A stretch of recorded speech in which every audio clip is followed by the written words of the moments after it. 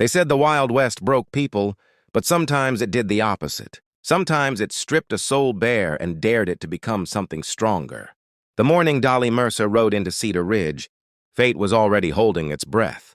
The first time Dolly Mercer laid eyes on the stallion they called Ace, the sensation hit her like staring danger straight in the face and feeling strangely alive because of it. Not afraid, not foolish, just awake in a way that made the blood hum.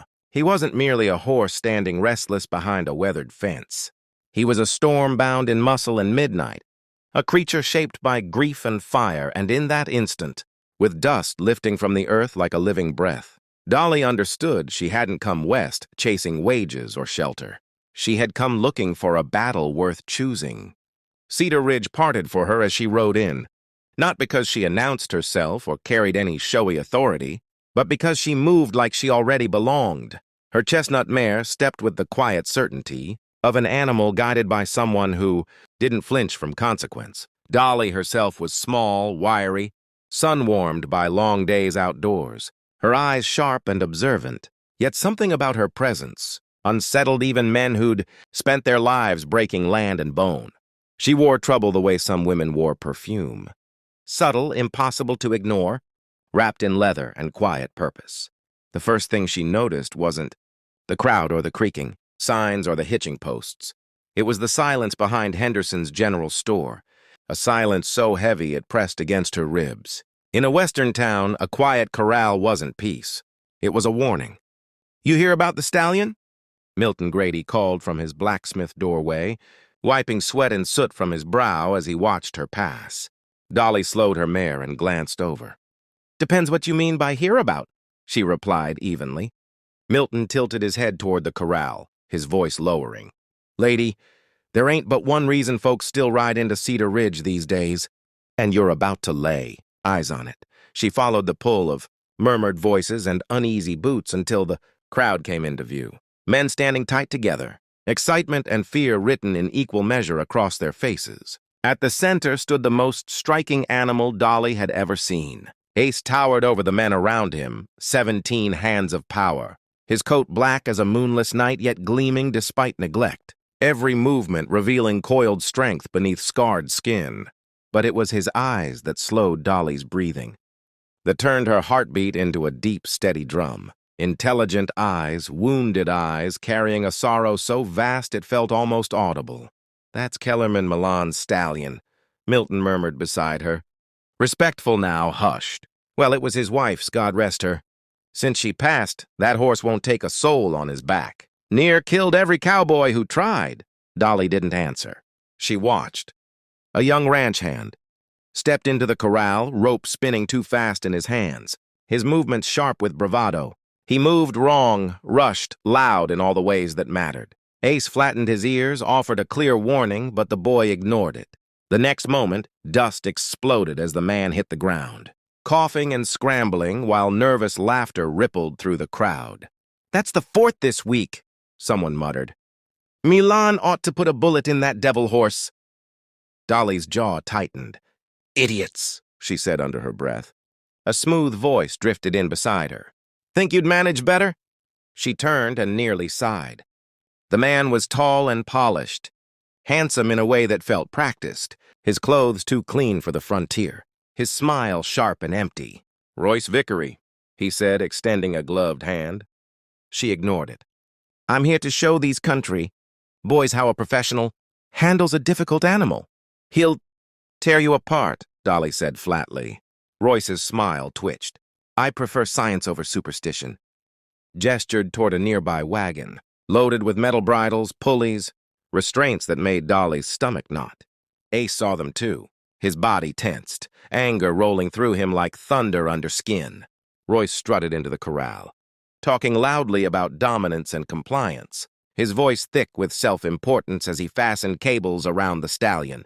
Ace stood still, not cowed, not confused, calculating. Then chaos broke loose. The restraints snapped like twine, metal flying as the stallion erupted, power unleashed in a terrifying, magnificent surge. Royce screamed and scrambled over the fence, landing hard in the dirt. Laughter burst from the crowd, sharp and relieved, as Ace reared and snorted, eyes blazing with a fury that drove men back a step. And then he looked at Dolly. In that look, something passed between them, brief but unmistakable. Not ownership or challenge, but recognition. Grief calling out to grief. Dolly felt her pulse settle for the first time since she'd arrived. This was it. This was why she'd ridden west. Kellerman Milan approached quietly, his daughter Lena at his side. The man looked carved from weather and loss, his eyes carrying the same shadow that lived in Ace's. "You thinking about trying?" he asked. "Maybe," Dolly said. He studied her carefully. "Ace belonged to my wife. She knew him better than anyone. Since she died, he hasn't let a man near him." Dolly didn't look away from the stallion. "Maybe that's the trouble," she said gently. "Maybe he's tired of men." Kellerman blinked, surprise flickering across his features, followed by something dangerously close to hope. "The ranch manager position's open," he said. "Good pay, private quarters, but Ace comes first. If he doesn't choose you, none of it matters." Dolly nodded once. "When do I try?" "Tomorrow morning." As the crowd drifted away, she stayed by the fence. Ace stood at the far end of the corral, head high, watching her as though weighing the truth in her. Bones. "Hello, beautiful," she murmured. She didn't step closer or demand attention. She shared the fading light with him, standing still, offering nothing but quiet. It wasn't much, but it was a beginning. Dawn found her awake before the sky finished turning purple, nerves humming under her skin. She dressed without hurry, choosing soft clothes, nothing that clinked or shone, leaving spurs and tools behind. Force had no place here. By the time she reached the corral, word had already spread. Milton leaned on the fence. Ranch hands whispered bets. Even Mabel Crocker from the saloon stood watching. Kellerman was there with Lena, worry etched deep. "You don't have to," he said. "I know," Dolly replied softly. "But I want to." Royce arrived too, smug despite yesterday's humiliation, his assistant hauling more equipment. "Miss Mercer," Royce called. "If you'd like assistance, Ace has seen enough science," Dolly said, drawing a ripple of laughter. She stepped into the corral and felt the world narrow until it held only two hearts. Ace watched her closely. "Good morning," she said. She moved sideways, giving him space, pulled out a red apple, bit it first, then set it on the dirt. Not a bribe. Just kindness. Ace approached, sniffed, ate. Curiosity replaced tension in his eyes. "Your Martha loved you," Dolly whispered. "She saw you." Ace lowered his head. "Losing someone like that breaks something inside." He stepped closer. When his muzzle touched her hand, the crowd gasped. Dolly let him explore her, breathing slow, steady. "You're magnificent," she murmured. She touched his neck, paused, waited, then touched again. The tension melted from him. She asked, never forced, swung up gently, settling onto his back like a promise kept. Ace stood calm, breathing deep. When she whispered for him to walk, he did. The first step in 2 years. Cheers broke loose, raw and joyful, for the stallion who'd finally been understood. As she dismounted, Kellerman's voice shook. "The job's yours." Dolly looked at Ace, warmth blooming in her chest. "I'll take it," she said. "I think this is home." The change didn't arrive with thunder or ceremony. It seeped in slowly, the way sunrise crept across the plains, unnoticed until suddenly everything was lit in the days that followed that first ride. The Milan ranch began to breathe again. Folks said Ace had bowed his head at last, but Dolly knew better. He hadn't bowed. He had chosen, and that single choice rippled outward, touching every fence post, every stall, every tired soul who worked the land. Dolly settled into her role with a quiet confidence that surprised even herself.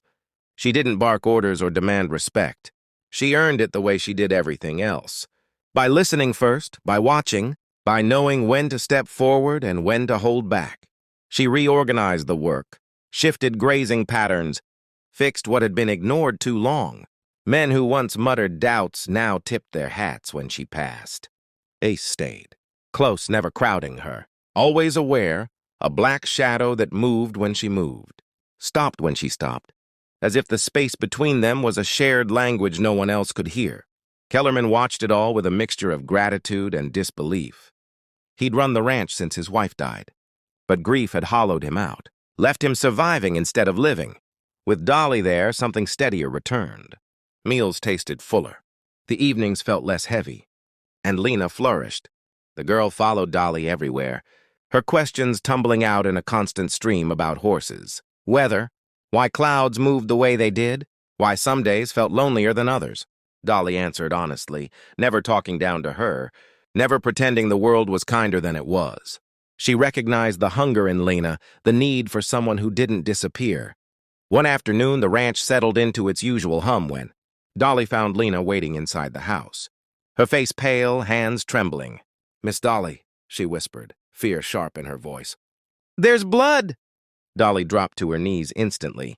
Heart lurching, then softened her voice when she understood. "Oh, sweetheart. You're not hurt. You're growing." Lena's eyes filled with tears. "Mama never told me." "I know," Dolly said gently. "But I will." She stayed with her, explaining what was happening, what would come next, speaking truths meant to be passed from mother to daughter. By the time Kellerman returned that evening, worry carved into his face, Dolly met him calmly. "She's fine," she said. The relief that washed over him nearly dropped him to a chair. "Thank God you were here," he murmured. Their eyes held, something unspoken tightening the air between them. From that moment, the shift became impossible to ignore. Glances lingered too long. Hands brushed by accident that didn't feel accidental at all. Their conversations at dusk stretched into quiet companionship, the kind that felt dangerous because it mattered. After the cattlemen's gathering, they returned late, moonlight pouring silver across the porch. Dolly climbed the steps, unaware of how the lantern behind her framed her silhouette. Kellerman stopped short, breath hitching. "Dolly," he said softly, "you're beautiful." She turned, heat flaring in his gaze. He stepped closer, voice rough. "If you're a cowgirl, ride me like you rode Ace." The words hit her like lightning. Desire surged, fierce and sudden. "I would," she murmured boldly. Their mouths met, hunger colliding. Months of restraint breaking loose in one desperate kiss. His hands found her waist, pulling her close, her heart opening wider than she'd meant it to. Then a small voice floated down from upstairs. "Papa!" They broke apart instantly. Embarrassment burned her cheeks. Kellerman swallowed hard. "Go back to bed, sweetheart." The silence afterward was thick, electric. "This isn't finished," he said quietly. Dolly could only nod before slipping inside, her pulse racing. The days that followed deepened everything. She became the ranch's backbone, Lena's guide, Kellerman's anchor. But trouble never stayed away long. A courier arrived with legal papers bearing Royce Vickery's name, claiming water rights that could bleed the ranch dry. Dolly read every line, jaw tightening. "He's twisting old law," she said. "But I can prove it." Before dawn, she saddled Ace. Kellerman tried to stop her. "Devil's Canyon isn't safe." She touched his arm. "You won't lose me." The canyon roared with swollen water when the storm hit. Thunder cracking overhead. A wall of flood surged toward them. "Go, Ace," Dolly cried. The stallion ran like thunder given flesh, leaping just ahead of the water's jaws, landing hard but alive. Dolly pressed her forehead to his neck, shaking. "You saved us." By the next day, she had the proof. When she rode back, exhausted and triumphant, Kellerman ran to her, pulling her close. "I love you," he said, the words settling like truth at last. "I love you too," she answered, heart breaking open. Love did not arrive at the Milan ranch like a sudden storm. It settled in the way good soil does after rain, slow and deep, binding things together that had long been cracked apart. After the canyon ride and the court papers spread across Kellerman's desk, nothing felt the same anymore. The air between Dolly and Kellerman carried weight now, not just longing but certainty. They moved around each other carefully at first, aware of Lena's watchful eyes, aware of how fragile new happiness could be. But certainty has a way of rooting itself. Every shared glance carried promise. Every quiet conversation, after sundown, pressed them closer, to a truth neither could deny. Word of Royce Vickery's failing claim traveled fast, and with it came a strange peace. The ranch hands laughed easier. The cattle grazed fuller. Even the land itself seemed to rest. Ace remained steady at Dolly's side, his presence no longer a spectacle, but a symbol. Proof that broken things could heal if met with patience instead of fear. Lena bloomed under the safety of routine and affection, her laughter returning to halls that had echoed with grief for too long. One evening, after the court finally dismissed Vickery's claim, cheers echoed through Cedar Ridge. The celebration at the ranch carried. Late into the night, lanterns swinging, music drifting across the fields, neighbors sharing food and stories beneath the stars. But the truest moment came later, away from the noise. Inside the barn where Ace grazed peacefully, moonlight spilled through the rafters, dust motes floating like quiet blessings. Kellerman stood facing Dolly, his hands steady despite the storm in his chest. "I lost my wife," he said softly. "I thought that meant I lost the future, too." He took her hands. "Then you rode into my life like the answer to a prayer. I didn't know how to speak." Dolly's breath caught. "I was running when I came here," she admitted. "From loneliness. From never staying long enough to belong." He smiled gently. "Then stay." He dropped to one knee, the movement deliberate, reverent. "Dolly Mercer, will you marry me? Be my wife. Be Lena's mother. Build a life with us." Tears blurred her vision. She didn't hesitate. "Yes," she said, voice trembling with joy. "Yes to all of it." Lena burst into the barn, throwing her arms around them both, laughter and tears mixing together. "I knew it," she declared proudly. "I prayed for a mama who understood me." 6 weeks later, under a sky brushed with desert flowers and promise, they spoke their vows. Ace stood adorned with ribbons, steady and proud, carrying husband, wife, and child back toward the ranch that had been reborn. As the sun dipped low, Dolly leaned back into Kellerman's embrace. Lena nestled between them and whispered into the warm western wind. Home. The wedding did not mark an ending. It marked a settling, the way dust finally falls after a long ride, the way a restless horse lowers its head once it knows the pasture is safe. Life after the vows unfolded in rhythms both ordinary and extraordinary, woven together by the quiet certainty that they now belonged to one another. Morning light spilled across the Milan ranch just as it always had, but it felt different now, warmer, kinder. Dolly woke beside Kellerman with the soft weight of Lena's laughter already drifting through the house, and each day began not with loss to be endured, but with purpose waiting to be claimed. Dolly took her place not only as ranch manager, but as the spine of the household. She balanced ledgers at the kitchen table, soothed skittish horses in the corrals, and braided Lena's hair before. School with the same steady hands that once calmed a stallion the town had written off as dangerous. Kellerman watched her often, still caught off guard by how seamlessly she fit into the spaces grief had hollowed out. She didn't erase Martha's memory. She honored it, speaking her name with respect, telling Lena stories about the mother who had loved her fiercely, allowing the past to stand without letting it rule the present. Ace remained a constant presence, his transformation continuing quietly, almost reverently. He carried riders now, gentle with Lena, powerful beneath Kellerman, but it was with Dolly that his bond ran deepest.